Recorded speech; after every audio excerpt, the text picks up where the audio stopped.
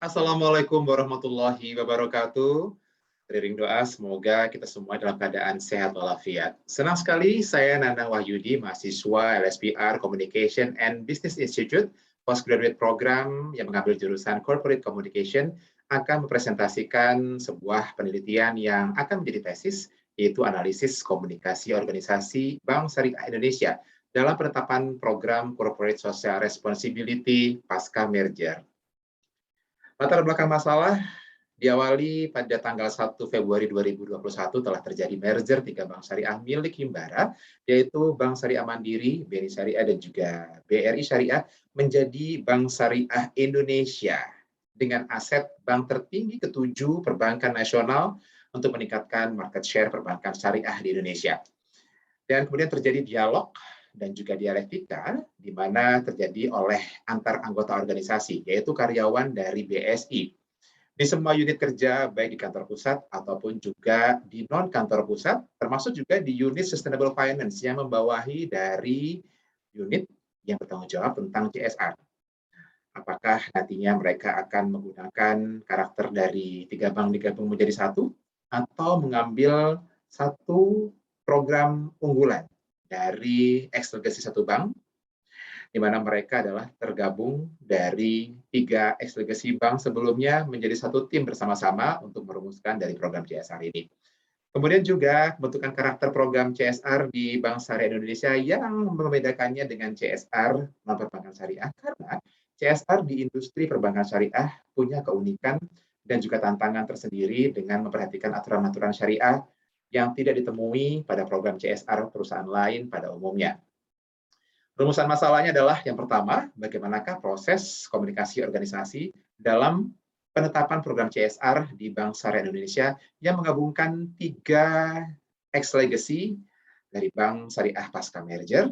Yang kedua adalah bagaimanakah karakteristik program CSR BSI yang membedakannya dengan program CSR non-perbankan syariah.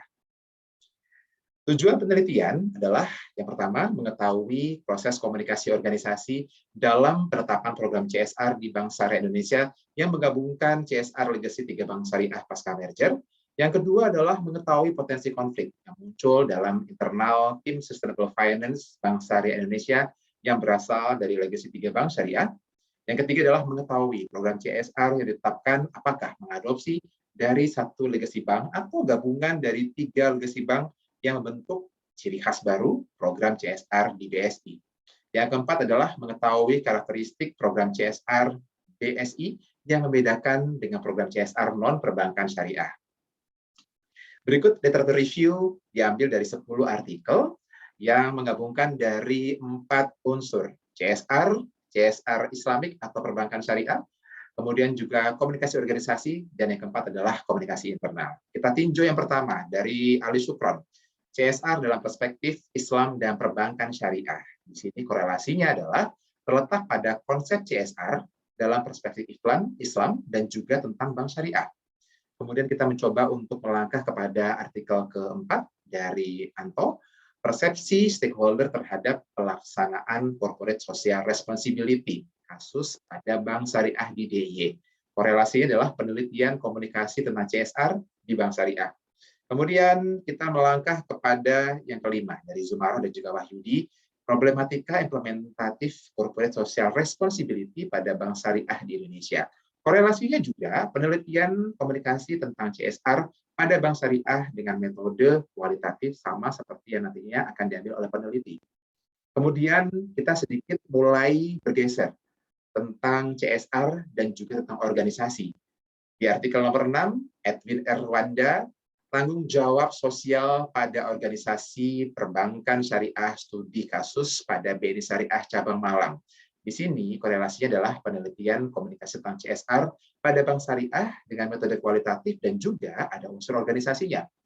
Kemudian kita akan menggabungkan komunikasi organisasi dengan CSR. Di artikel nomor 7 adalah bentuk komunikasi organisasi melalui kegiatan tanggung jawab sosial perusahaan untuk pemberdayaan masyarakat. Korelasinya adalah penelitian komunikasi tentang komunikasi organisasi dan CSR dengan metode kualitatif. Sementara untuk yang murni penelitian tentang komunikasi organisasi, peneliti mengambil tentang komunikasi organisasi suatu tinjauan teoritis dan praktis dari Atmaja dan juga Dewi. Korelasinya adalah penelitian komunikasi tentang komunikasi organisasi dengan metode kualitatif. Dan kemudian kita akan mencoba untuk melihat tentang komunikasi organisasi, yaitu dari Romadona dan juga Setiawan, komunikasi organisasi dalam fenomena perubahan organisasi di lembaga penelitian dan pengembangan. Menarik karena korelasinya adalah penelitian komunikasi organisasi pada organisasi yang berubah, seperti pada BSI yang merger, ya, dengan metode kualitatif. Sementara ke-10 juga menarik pengaruh komunikasi internal dalam membangun budaya organisasi. Menariknya adalah penelitian ini adalah komunikasi internal, sama seperti nantinya peneliti akan meneliti tentang para pegawai di Bank Syariah Indonesia dan juga tentang budaya organisasi. Dan selanjutnya, teori utama yang digunakan adalah relational dialectics teori dari Baxter, yang menyebut teorinya sebagai teori dialogis tentang hubungan. Dengan kata lain, hubungan diartikan melalui sebuah dialog antara banyak suara. Dan pada saat yang bersamaan, Baxter juga menggambarkan teorinya sebagai dialektis yang berarti bahwa hubungan merupakan sebuah tempat yang menangani pertentangan. Menekankan pada dua hal, yaitu dialog dan juga dialektis, yang mana keduanya merupakan hal berbeda. Dialektis mengacu pada sebuah tekanan antara kekuatan-kekuatan yang berlawanan dalam sebuah sistem. Secara umum, sebuah dialog adalah suara-suara berbeda yang menyatu dalam sebuah percakapan. Kemudian proses dialog terdapat 4 pandangan. Pandangan yang pertama adalah hubungan dihasilkan melalui dialog.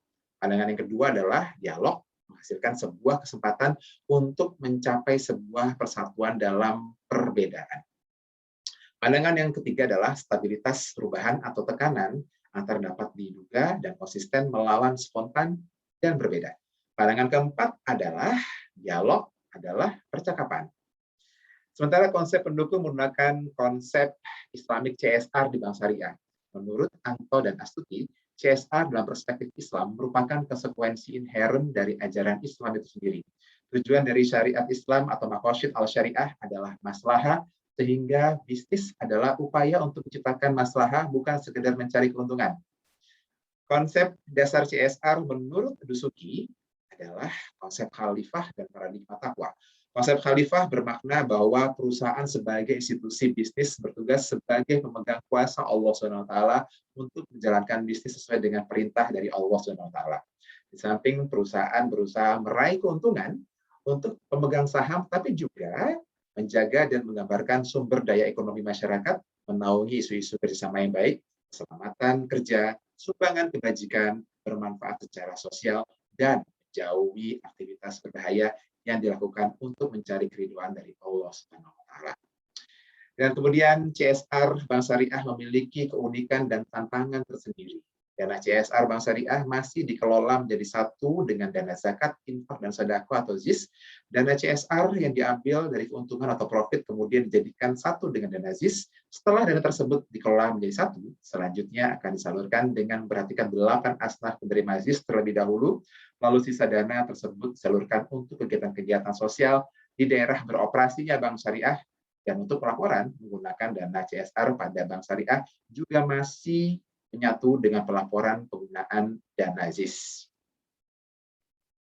Berikut adalah 26 referensi buku dan juga artikel, ditambah dengan 10 artikel yang telah disebutkan tadi untuk memperkaya dari penelitian ini. Penelitian ini akan menggunakan paradigma konstruktivisme dengan tradisi socio-culture dan juga metodologi kualitatif. Demikian presentasi yang disampaikan pada kesempatan kali ini. Semoga bermanfaat. Dan ingat selalu, pandemi COVID-19 masih belum berakhir. Untuk itu, peneliti mencoba mengingatkan kembali untuk selalu menerapkan protokol kesehatan, dan yang paling penting, yang paling bisa kita lakukan adalah saat ini terus menjaga jarak, kemudian juga mencuci tangan dengan sabun, dan juga memakai masker.